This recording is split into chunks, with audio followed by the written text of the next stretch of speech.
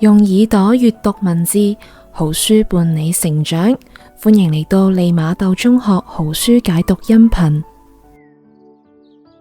初遇愛情嘅時候，如何知道約會嘅對象想唔想同你進行第二次約會？即使成功牽手，咁目前嘅伴侶又係唔係能夠值得你託付終生嘅人？能唔能夠為你帶嚟幸福？如果你係一個家長，你知道影響孩子成長最重要嘅因素係啲乜嘢呢？正常嘅育兒心態究竟又係點樣嘅呢？知唔知點解而家嘅人更加唔快樂？而我哋應該點樣先至可以尋回快樂呢？如果你對以上嘅問題都感到興趣嘅話，咁就不妨跟隨落去。接住落嚟嘅內容一定會讓你有出乎意料嘅收穫。今日要介紹嘅書有兩本，分別係別相信直覺，用數據思維獲取你想要的生活，同埋人人都在說謊，赤裸裸的數據真相。一期內容剖析兩本書嘅核心內容，聽晒嘅話你就真係賺到啦。呢兩本書嘅作者係同一人，叫做賽斯·斯提芬斯·特維多維茨。佢係 Google 公司前數據科學家，賓尼法尼亞大學沃頓商學院客座講師，紐約時報特約專欄作家。佢係斯坦福大學獲得哲學學士學位，並且以美國大學優等生嘅身份畢業，更加獲得哈佛大學經濟學博士學位，妥妥嘅一個學霸。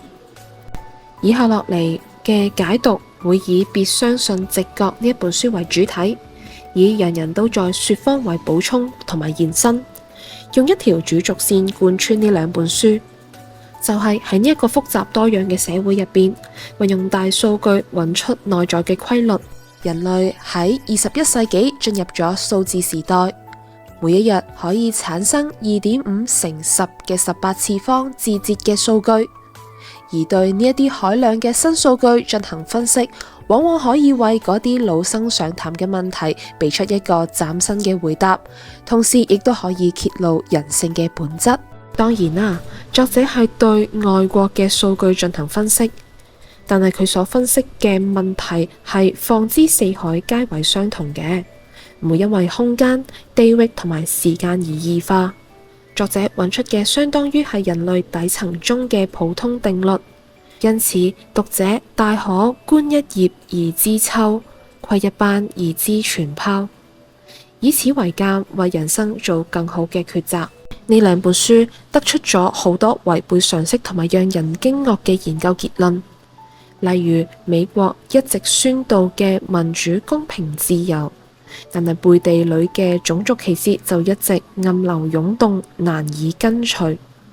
通過 Google 嘅搜尋就可以明確美國男同性戀人數嘅比例。就運動而言，先天天賦同埋後天訓練邊一個更加重要等等。一期嘅內容當然無法面面俱到，咁以下落嚟我哋就揀選咗3個比較有趣同埋貼地氣嘅話題進行分享，分別就係愛情、教育同埋快樂啦。話題1：愛情。就連愛情呢一啲咁感性嘅話題，大數據都有能力俾出唔一樣嘅答案。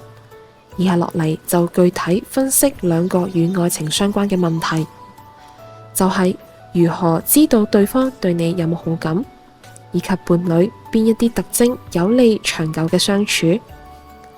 首先就係如何知道對方對你有冇好感。唔少初生情愫嘅男女都會希望通過約會嚟深入了解彼此。當鼓起勇氣將心儀嘅對象約出嚟食飯嘅時候，新嘅焦慮就會有產生啦，就係唔知道對方對自己嘅感覺係點樣。一段關係究竟要繼續定係放棄呢？無疑係一個大嘅問題。但係大數據通過男女雙方首次約會說話時嘅方式，往往就能夠預測到佢哋會唔會有第二次嘅約會。咁有邊一啲信號可以說明判斷呢？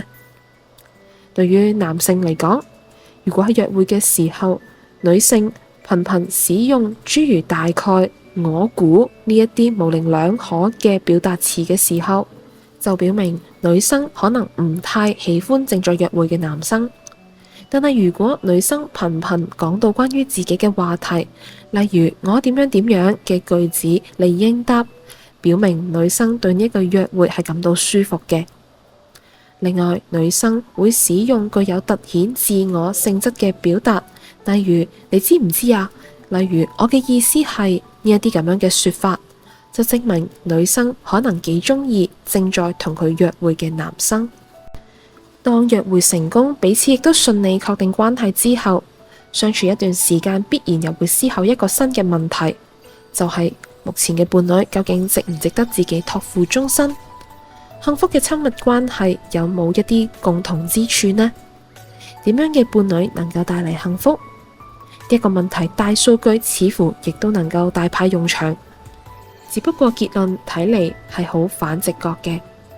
接住落嚟分析伴侶有邊一啲特徵有利長久相處。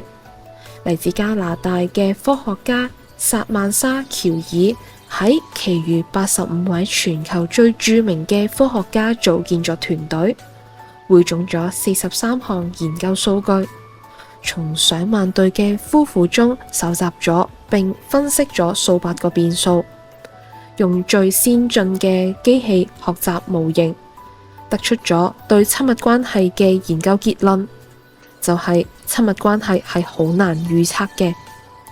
喬爾嘅團隊發現，我哋絕大部分嘅人喺追逐戀愛與婚戀對象嘅過程入邊，所認為最重要嘅特徵，其實根本冇辦法預測一段關係能唔能夠幸福。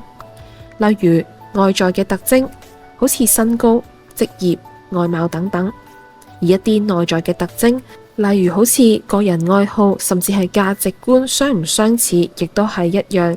呢一個確實讓人感到相當之意外。咁你可能會諗，咁一段幸福親密嘅關係，豈不是好似拆盲盒一樣，完全靠運氣？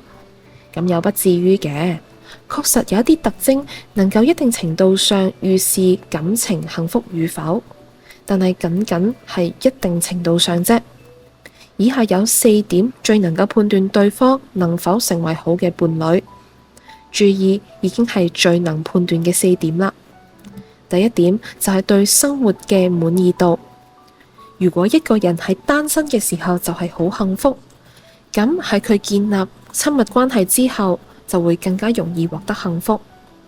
用一句雞湯文嚟概括就係，如果你唔能夠讓自己開心，就冇人能夠讓你開心。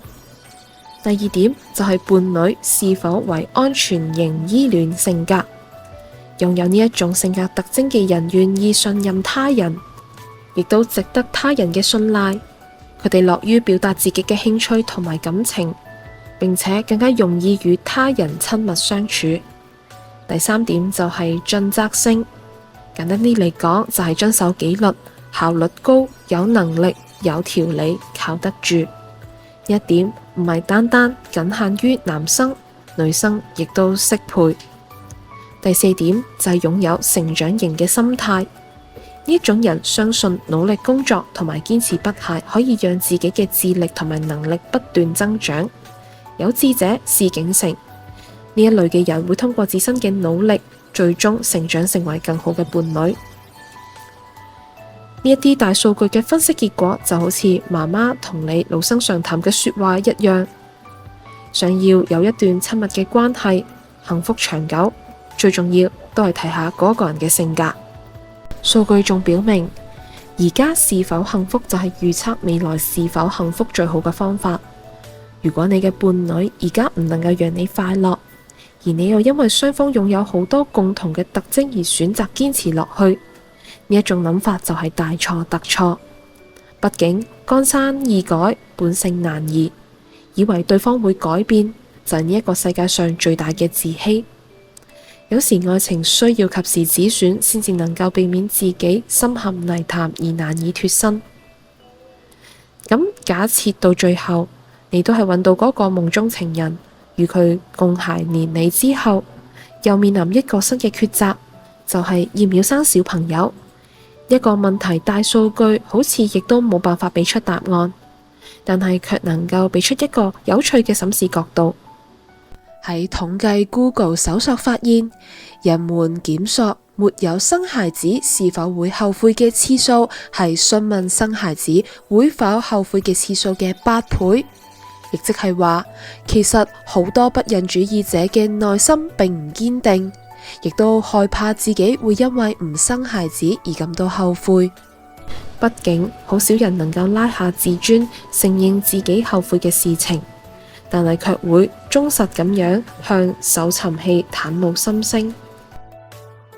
話題2：教育。承接上文，你同你嘅伴侶可能最終會決定生小朋友，咁就會有無數嘅問題接踵而至啦。正所謂養兒100歲，長憂99。如何先至能夠將孩子養育成才，相信係讓每一個父母都焦頭爛額嘅問題。喺呢一方面，大數據又俾出2個完全違背直覺嘅結論。第一，對於一個孩子能否成才，先天遺傳比後天嘅培養重要得多。第二，父母嘅決策對孩子嘅影響係好細嘅，影響最大嘅係孩子所在嘅社區。首先就係有關於先天遺傳與後天培養孰輕孰重。有關於先天與後天對孩子嘅影響，最具代表性嘅例子就係 iPhone 嘅創始人史蒂夫·喬布斯。喬布斯係被人收養嘅。27歲嘅喬布斯第一次見到喺唔同家庭中長大嘅親妹妹莫娜嘅時候，瞬間明白到遺傳嘅強大力量。2個人雖然喺唔同嘅家庭中成長，但係相似嘅程度令到喬布斯震驚不已，因為佢嘅妹妹係一位才華洋溢嘅獲獎作家。佢哋2個人都登上創意領域嘅頂峰。之後，喬布斯喺《紐約時報》入邊講過：我曾經以為孩子嘅成長最重要嘅係後天嘅培養，但係而家我更加傾向於認為孩子嘅成長重在於天生。根據大規模嘅人群統計發現，遺傳係決定一個人能唔能夠成為至優秀嘅決定性因素。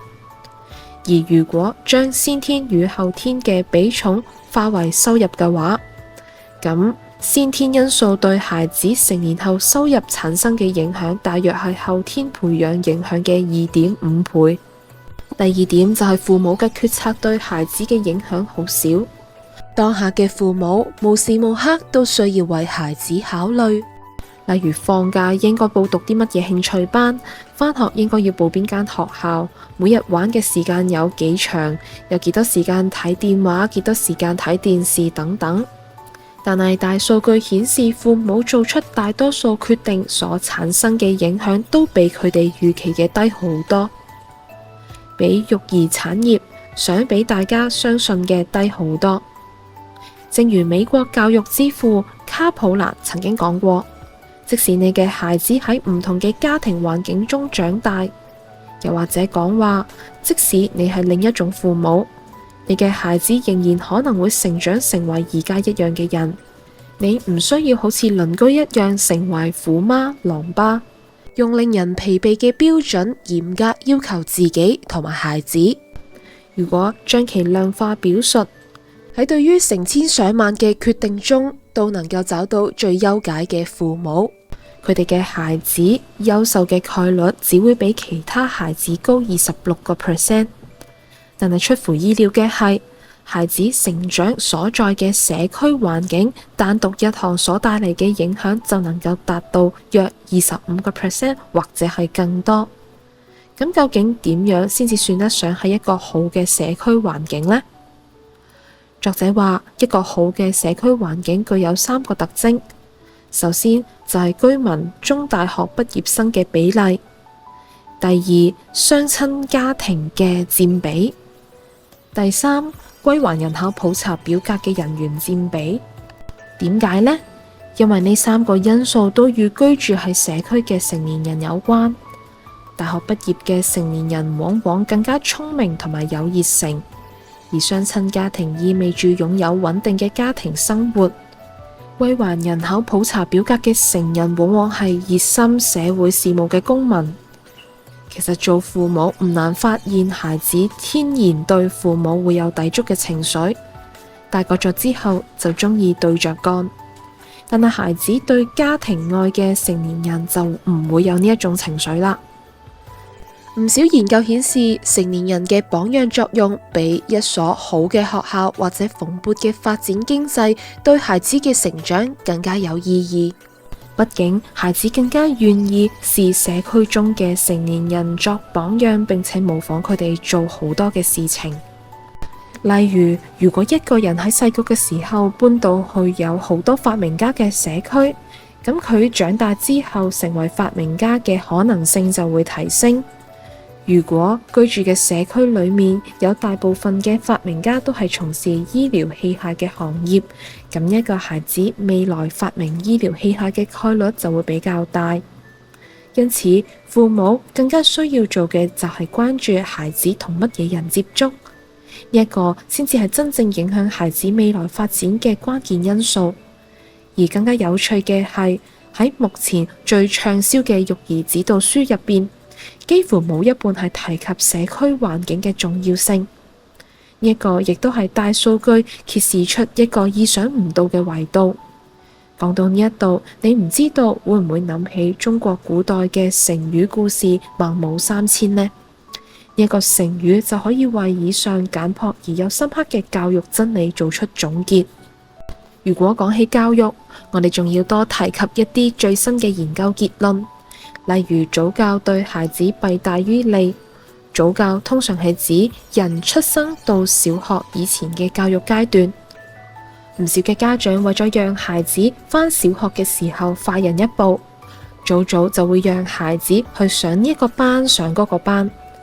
誠然，早教嘅優勢會喺小學嘅初期表現出嚟，但係好可惜嘅就係呢一個優勢唔會一直保持落去。一般而言，到咗4年級，有早教經驗嘅孩子唔單止冇咗學習嘅優勢，而且佢哋嘅成績就會明顯低於冇早教經驗嘅孩子。呢個已經係學術界嘅共識啦。早教帶嚟嘅早期優勢會喺1至3年內被沖刷咗，然後就可能會被逆轉啦。早教組嘅孩子唔單止成績會被逆轉，而且喺社交同埋情感能力方面都會有明顯嘅欠缺。知名嘅加州大學伯克利分校發展心理學家愛莉森高普尼克喺佢嘅著作《園丁與木匠》入邊提到，兒童喺6歲以前，真正嘅任務唔係乜嘢學習讀書寫字或者係做數學題，而係玩。相信好多父母都知道拔苗助長嘅故事，但係諷刺嘅係，唔少父母淨係做住拔苗助長嘅事而不自知。咁最後做一個總結，父母嘅決策對孩子嘅影響好少。主要嘅作用係決定孩子能唔能夠達到普通人嘅層次，而社區環境先至係影響孩子成長嘅關鍵因素。因此，只要做一個合格嘅父母就可以啦，而唔需要做一個優秀嘅父母。父母完全可以用一個最舒服嘅方式撫養孩子，停止焦慮，一切都會好嘅。而遺傳先至係決定一個人能唔能夠從普通躍遷到優秀嘅關鍵指標，但係呢一個只能隨天意而無法強求。話題3：快樂。有專業嘅研究人員通過智能手機建立咗一個 App， 稱為快樂地圖，收集咗前所未有嘅高達數百萬與快樂相關嘅數據集，讓我哋重新認識快樂嘅方方面面。研究人員統計出各種活動能夠帶來嘅快樂值，並且進行排序列出表格。例如，快樂值最高嘅係性愛，為14.2分；第二名係戲劇、舞蹈、音樂會等，為9.29分；第三名係睇展覽、行博物館、去圖書館，為8.77分。最痛苦嘅3件事分別係照顧或者係幫助成年人、為-4.3分，工作學習為-5.43分，臥病在床為-20.4分等等。咁以下落嚟會分享一啲被嚴重高估或者係嚴重低估嘅活動。被高估嘅有玩電腦遊戲、玩手機遊戲，只有2.39分。另外發短信、發郵件、使用社交軟件，僅有0.56分。但係神奇嘅係，閱讀係一項被嚴重高估嘅活動，佢嘅快樂值只有1.47分。所以好多人覺得閱讀無聊係正常嘅。一啲被嚴重低估嘅活動，例如有同人哋傾偈、進行社交，為6.38分。所以話做一個社牛真係會好開心㗎。就例如散步遠足為6.18分。所以有時間去郊外行下真係會心曠神怡。如果對當中嘅數據有興趣嘅話，可以喺《別相信直覺》呢一本書入邊去翻看，因為當中有比較完整嘅表格。所以而家可以回答一開始嘅問題啦。點解而家嘅人更唔快樂？因為而家嘅人更加願意將時間花費喺低分項當中，而非高分項當中。